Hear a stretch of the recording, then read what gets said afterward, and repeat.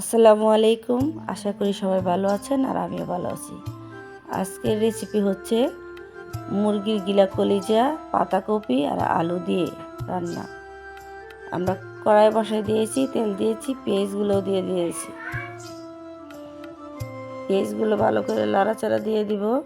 আর আশা করি সবাই আমাদের জন্য দোয়া করবেন। আমিও সবার জন্য দোয়া করি, আমার চ্যানেলটার জন্য সবাই দোয়া করবেন। এখন গরম মশলা দিয়ে দিলাম, এলাচ, দারচিনি, লং, তেজপাতা দিয়ে ভালো করে নাড়াচাড়া দিলাম। আদা রসুন দিয়ে দিলাম, মরিচের গুঁড়া, হলুদের গুঁড়া, ধনিয়ার গুঁড়া, লবণ আর গরম মশলার গুঁড়া দিয়ে দিলাম। এখন ভালো করে কষায় নিব। অনেকে বলতে পারেন বেটা এটা কেমন রান্না, রান্না করে দেখেন, অনেক ভালো লাগবে।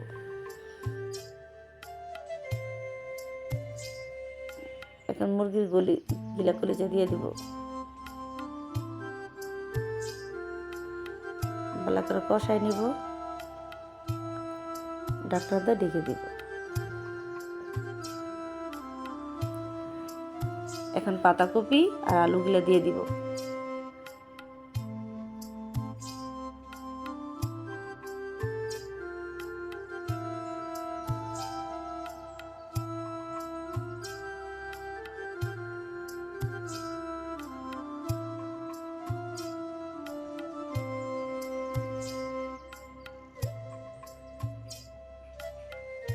কয়েকটা কাঁচামরিচও দিয়ে দিব।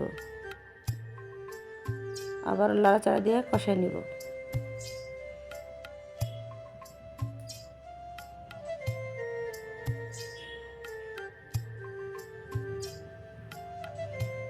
প্রায় আমাদের রান্নাটা শেষ পর্যায়ে। এখন ধনিয়া পাতা দিয়ে দিব। সবাই আমার চ্যানেলটা সাবস্ক্রাইব করে দিবেন।